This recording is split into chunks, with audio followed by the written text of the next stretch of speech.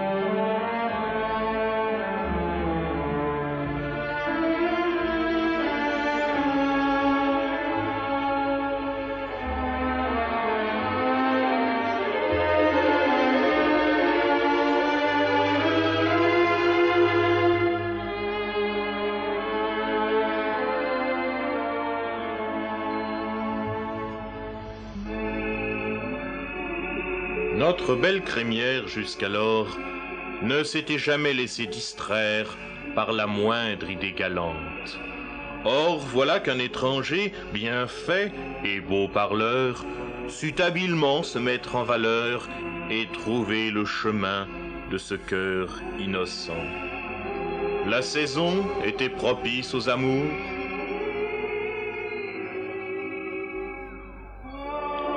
La belle, subjuguée, se départit quelque peu de sa réserve et abandonna ses charmes aux ardeurs du galant.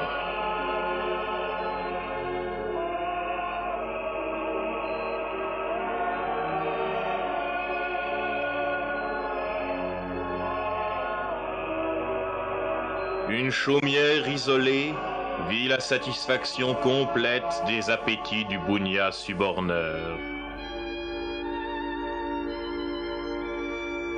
Au matin, le vil séducteur avait disparu.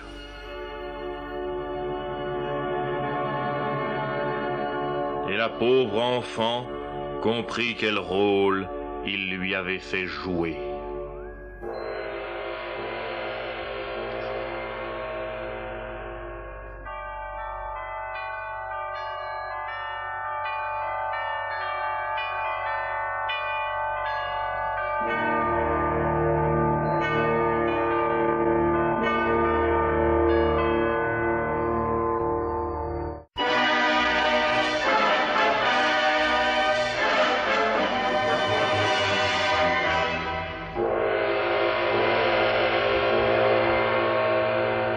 Les fruits, hélas, réalisèrent les promesses des fleurs.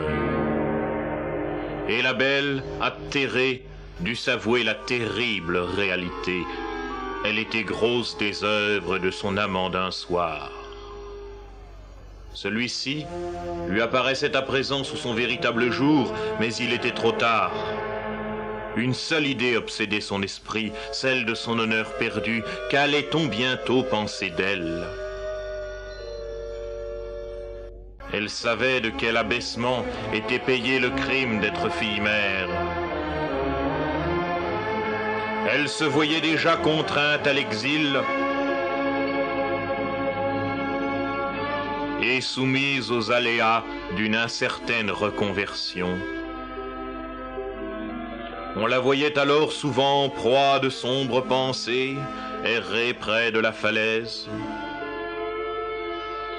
Elle se souvenait des temps heureux de l'enfance.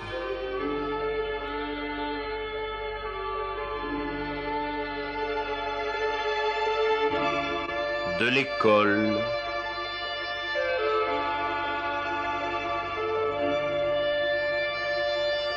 Et des amitiés encore pures.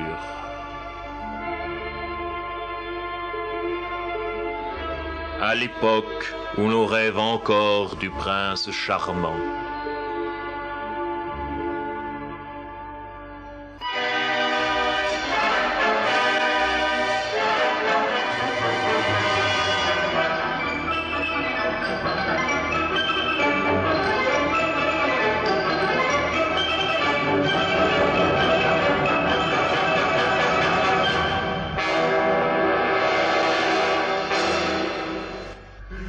Heureusement, la Providence veillait.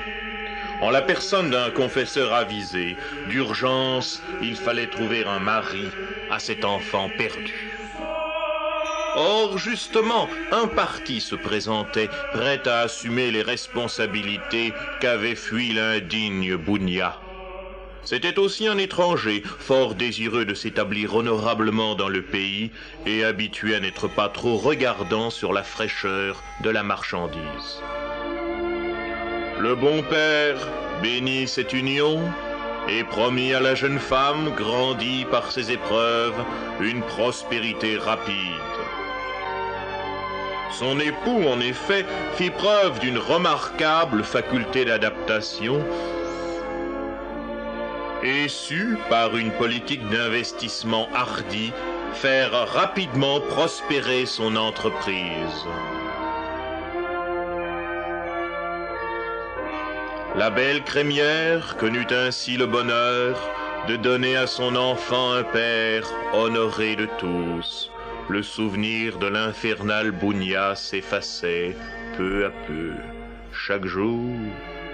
Dans ses prières, elle bénissait le bon père qui depuis s'était retiré dans son monastère, consacrant tout son temps aux sévères plaisirs de l'étude et de la prière.